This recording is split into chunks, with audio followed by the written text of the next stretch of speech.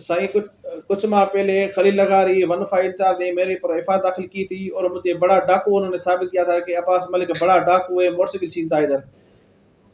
उन्हीं एफआईआर को मैंने चैलेंज की। आईजी सिंध ने इंक्वायरी की, डीआईजी सक्खर ने, डीआईजी लाड़काना ने, उन्होंने खलील अहमद लगारी के ऊपर एफआईआर का हुक्म दिया जो मेरी एफआईआर नहीं हो रही थी। मैंने कोर्ट सगोरी का दरवाजा खटखटाया, उन्होंने आज मेरी एफआईआर करवाई खलील अहमद लगारी के ऊपर और एटीसी की एफआईआर करवाई।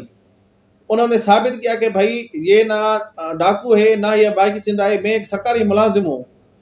सो मैं कोर्ट सगोरी की बड़ी शुक्रगुजार हूँ, डीआईजी लाड़काना, डीआईजी सक्खर और आईजी सिंध का।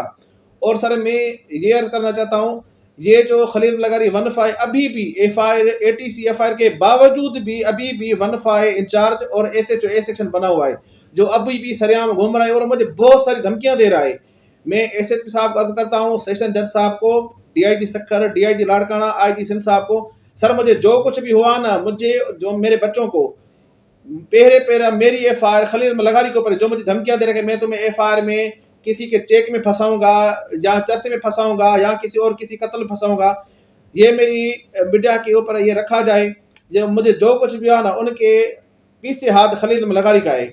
और मैं ऐसे अर्ज करता हूँ सर, इनको प्लीज मेहरबानी इनको गिरफ्तार किया जाए ताकि मुझे इंसाफ मिल सके। मेहरबानी सर।